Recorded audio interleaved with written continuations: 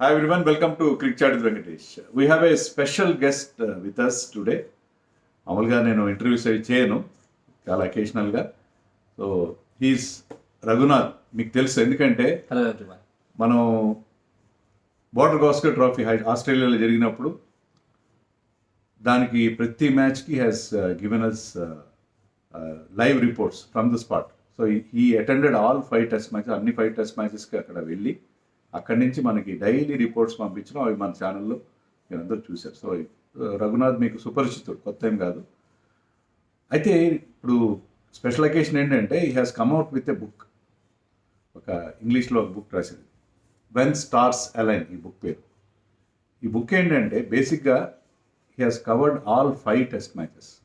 ఆ సిరీస్లోని 5 టెస్ట్ మ్యాచ్లకి వెళ్ళి 5 టెస్ట్ మ్యాచ్లు Australia is a big country. దాంట్లో అన్ని టెస్ట్ మ్యాచ్లకి తన ఉద్యోగానికి సెలవు పెట్టి కొన్నిసార్లు వర్క్ ఫ్రమ్ హోమ్ చేసి మొత్తం మీద 5 టెస్ట్ మ్యాచ్లు 5 వెన్యూస్కి వెళ్ళి అన్ని టెస్ట్ మ్యాచ్లు చూసి అక్కడి నుంచి so it is a great experience. ఒక అద్భుతమైన ఒక ఎక్స్పీరియన్స్. ఆ ఎక్స్పీరియన్స్ని దాన్ని ఎందుకు అలా వదిలేయాలి, దాన్ని how to chronicle that those memories అవన్నింటిని ఒక పుస్తకంగా తీసుకొచ్చారు. అవి దాటితో పాటు తన చిన్నప్పటి నుంచి ఉన్న మెమరీస్, క్రికెట్తో తనకున్న అసోసియేషన్ అన్నీ కలిపి ఒక అద్భుతమైన పుస్తకం. చాలా బాగుంది పుస్తకం. అదే పుస్తకం, అది రీసెంట్గా రిలీజ్ అయింది ఆ బుక్. దాని గురించి మనం అతనితో మాట్లాడదాం. రఘునాథ్తో ఉన్న ప్రత్యేకమైన విషయం ఏంటంటే is a great lover of test cricket. Test cricket అంటే చెవి కోసుకునే ఒక గొప్ప వ్యక్తి. ఎందుకంటే ఇప్పుడు అందరూ one day matches, one day కూడా T20s లిస్ట్ పడుతున్నారు, ఐపీఎల్ చూస్తారు. అలా కాకుండా is a genuine lover of test cricket. Test cricket తప్ప మిగతా ఐపీఎల్ ఎక్కువగా ఫాలో కాడు. Because we're regularly in touch. He lives in Melbourne, అక్కడే ఉండి అయినా కూడా రెగ్యులర్గా మాతో టచ్లో ఉంటాడు. And he's passionate lover of cricket and passionate lover of test cricket in particular. చాలా రేర్ బ్రీడ్ కదా. ఇప్పుడు టెస్ట్ క్రికెట్ మాత్రమే ప్రేమించే వాళ్ళు చాలా తక్కువ మంది. సో ఆ జెన్యున్ లవర్ ఆఫ్ క్రికెట్ కాబట్టి దాని గురించే పుస్తకం రాసిన. పుస్తకంలో చాలా బాగుంది బుక్, నేను చదివాను. So welcome to our channel Raghu. You are not new to us, but ఇది ఒక ఎక్స్పీరియన్స్. ఫస్ట్ ఆఫ్ ఆల్ ఈ బుక్ రాయడానికి కారణం ఏంటి what made you write this book? Book రాయడానికి నాకు 3 ట్రిగర్స్ ఉన్నాయి సార్. ఒకటి వచ్చి ఈ టూర్ డైరీ, మీరు అన్నట్టు బోర్డర్ గావస్కర్ సిరీస్ జరుగుతున్నప్పుడు ఆబ్వియస్లీ 5 టెస్ట్ మ్యాచెస్ 5 ఊళ్ళలో తిరిగి చూస్తూ, I will also add women's test match కూడా జరిగింది, Australia versus England women's test match కూడా జరిగింది. సో అది కూడా చూడాలని డిసైడ్ అయిపోయి, ముందు నుంచే నేను ఉమెన్స్ క్రికెట్ని లాస్ట్ 8-9 ఇయర్స్గా బాగా ఫాలో అవుతున్నాను. So I went for that test match also. First day నేను అక్కడికి వెళ్ళి మీకు ఫొటోస్ గట్రా పంపించినప్పుడు మీరు ట్విట్టర్లో పెట్టారు, Raghu passionate fan like you must come out with the book అని. So that was one of the factors. ఆ టూర్ డైరీస్ రాస్తున్నప్పుడు మెల్బర్న్ టెస్ట్, మగవాళ్ళ Melbourne test boxing day test జరుగుతున్నప్పుడు ఒకరోజు నాకు ఆఫీస్లో పని అయిపోయి నాకు టూర్ డైరీ రాసే టైం దొరకలేదు. సో నాకు టైం దొరక్క నేను అవస్థపడుతున్నప్పుడు మా మదర్ అన్నారు, రోజు అవస్థపడే బదులు బుల్లెట్ పాయింట్స్గా రాసుకొని ఒక బుక్ రాయొచ్చు కదా అని. రాయొచ్చు, కానీ మ్యాక్సిమం 30 రోజుల టూర్ డైరీ ఉంటుంది, దాన్ని బుక్గా ఏం రాస్తాము, అది బుక్కి సరిపోదు, ఒక బ్లాగ్లో రాద్దామంటే అది సరిపోదు. ఎట్లా చేయాలి అంటే మా మదర్ చిన్నప్పటి నుంచి నీకు ఎన్నో స్టోరీస్ ఉన్నాయి కదా, నీ ఎక్స్పీరియన్సెస్ ఉన్నాయి కదా, అవన్నీ కలుపుకుంటూ రాసుకుంటూ వెళ్ళు అని. So that was another trigger. మా ఫ్రెండ్ అంటే నా క్లాస్మేట్ కమ్ మా నేబర్ వేణు అని ఒక అతను ఉన్నాడు. అతను వచ్చి, రఘు మనకి చాలా ఎక్స్పీరియన్సెస్ ఉన్నాయి. And another person Valentine Wilson అని డెక్కన్ క్రానికల్లో స్పోర్ట్స్ ఎడిటర్గా ఉన్నారు నా 90s ఆ టైంలో. ఆయన అన్నారు, Raghu you have so many stories to tell people and that should benefit the new generation అని. వాళ్ళిద్దరూ చెప్పేసరికి నేను లెసన్స్గా అంటూ రాయలేదు, నా ఎక్స్పీరియన్సెస్ దాంట్లో నేను నేర్చుకున్నవి ఏంటి అని చెప్పి నేను రాయడం మొదలెట్టాను. సో ఈ 3 ట్రయాంగులర్ ఫోర్సెస్గా మారి బుక్ రాయడానికి హెల్ప్ అయ్యాయి. అంటే ఇంట్రెస్టింగ్లీ నా బుక్ కూడా 3 సెగ్మెంట్స్లో ఉంటుంది. ఫస్ట్ వచ్చి డెస్టినీస్ బిలవర్డ్ చైల్డ్ అని. అంటే నేనంటూ కాన్షియస్గా పెట్టిన ఎఫర్ట్ ఏం లేదు, I happen to be at the right place at the right time. So అది అసలు నా స్టోరీ ఏంటి, రఘు ఎవరు, కళ్ళు తెరిచినప్పటి నుంచి అసలు క్రికెట్కి రఘుకి సంబంధం ఏంటి, క్రికెట్ పట్ల ప్యాషన్ అనుకోండి, పిచ్ అనుకోండి, నాతో చేయించిన సాహసాలు ఏంటి, ఇవన్నీ ఫస్ట్ సెగ్మెంట్లో ఉంటుంది, డెస్టినీస్ బిలవెడ్ చైల్డ్ అని. సెకండ్ సెగ్మెంట్ వచ్చి exclusively summer of 2024-25 Australia, 5 BGT test matches plus అమ్మాయిల టెస్ట్ మ్యాచ్ ఒకటి.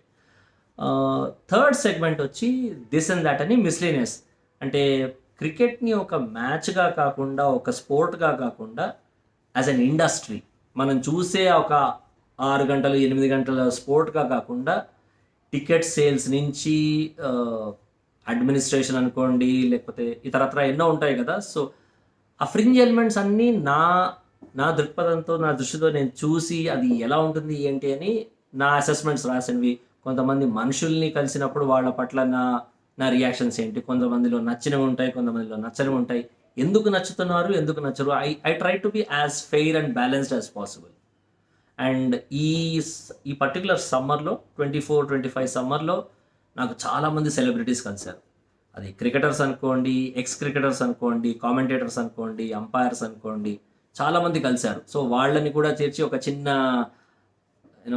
Women's team versus mens team లాగా చేసి దానికి ఒక అంపైర్ కూడా ఉన్నారు, సైమన్ టోఫల్ అంపైర్ కూడా ఉన్నారు, ఆయన ఉన్నారు, ఫాక్స్ టీమ్ ఉన్నారు, హర్ష భోగ్లే, వీళ్ళందరినీ కలిపి ఒక చిన్న I try to make a table of how the gender match could be అన్నట్టుగా ఒకటి పెట్టాను. సో అది ఓకే.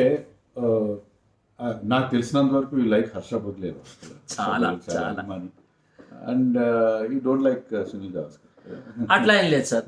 సునీల్ గవాస్కర్ విషయంలో it's literally 51-49 on the good side. ఎందుకంటే చిన్నప్పుడు మీకు తెలుసు మనకి హీ వాజ్ ద బ్యాట్స్మెన్. పుట్టి బ్యాట్స్మెన్గానే కాకుండా ఇండియా ఆత్మగౌరవాన్ని పబ్లిక్ స్టేజ్లో నిలబెట్టిన మనిషి. We'll have to face that.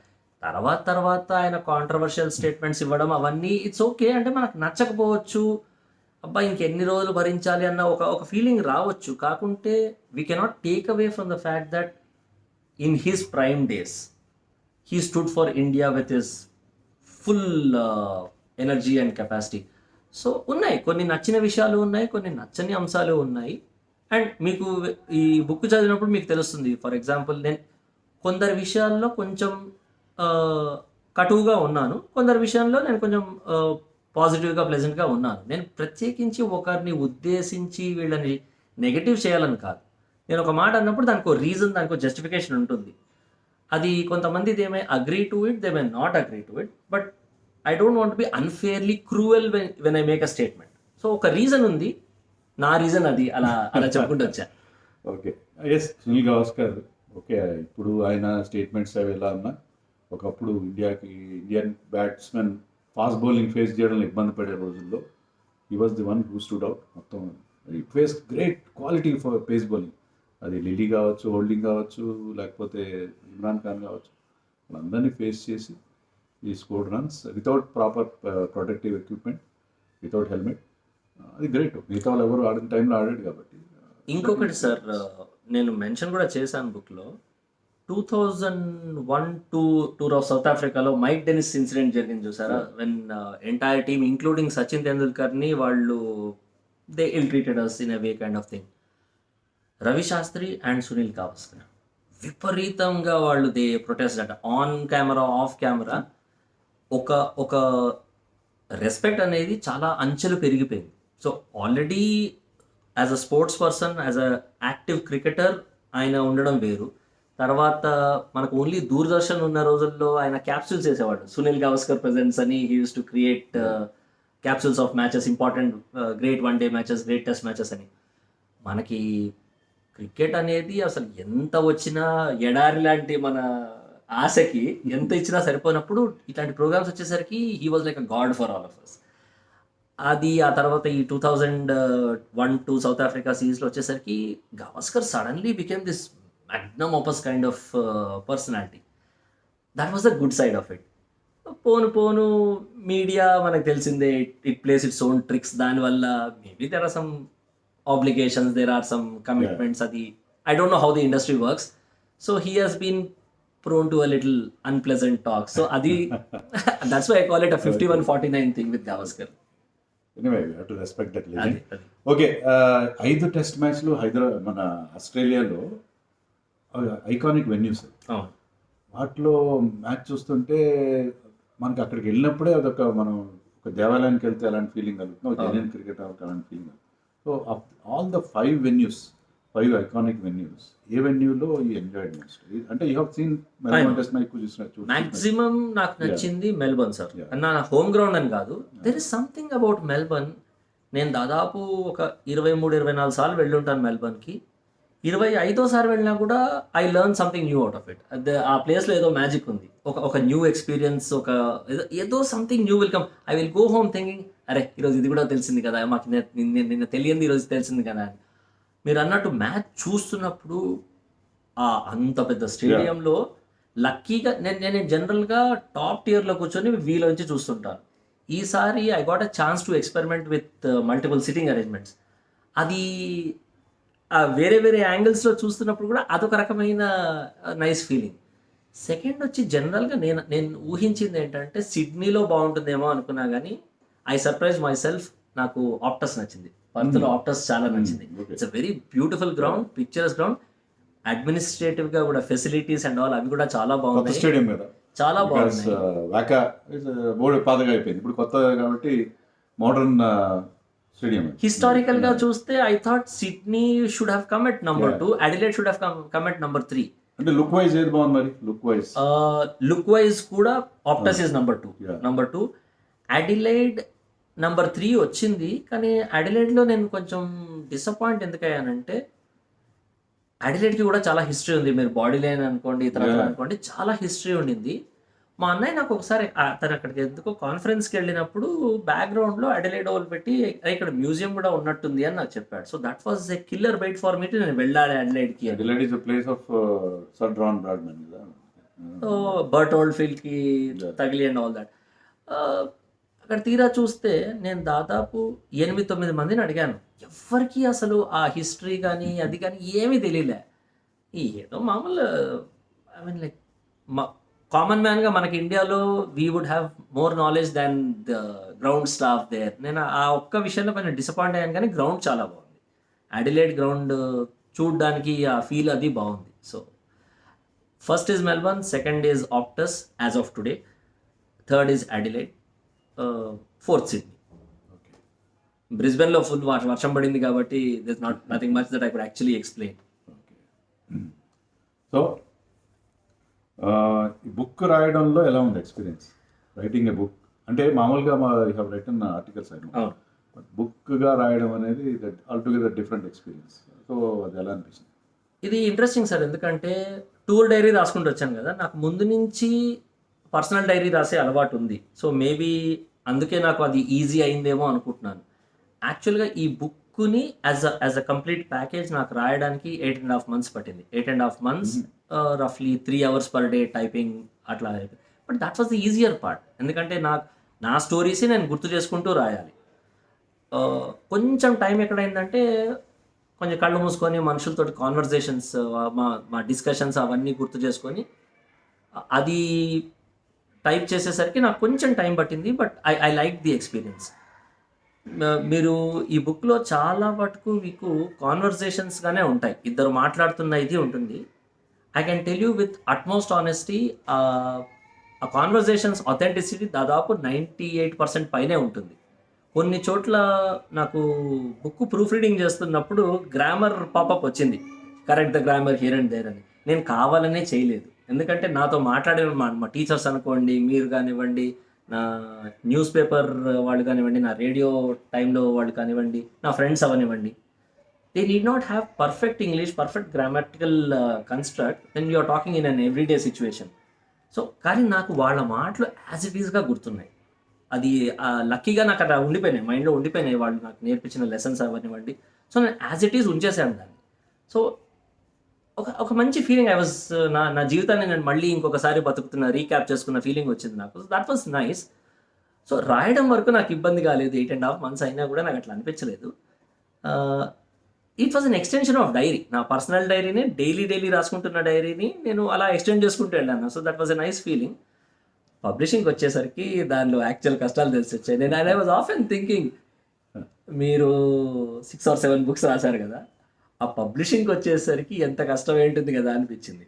So it was nice experience, learning experience. ఇప్పుడు ఏంటంటే ఇంకో బుక్ రాస్తారని నాకైతే ప్రస్తుతం హోప్ ఏం లేదు. బట్ బై ఛాన్స్ ఒకవేళ రాయాల్సి వస్తే 4-5 years డౌన్ ద లైన్ రాయాల్సి వస్తే I know what mistakes I should not repeat. I know where things will be delayed, ఎక్కడ లేట్ అవుతుందని తెలుసు కాబట్టి నేను ముందే ప్రిపేర్ అయిపోయి ఉంటాను దానికి.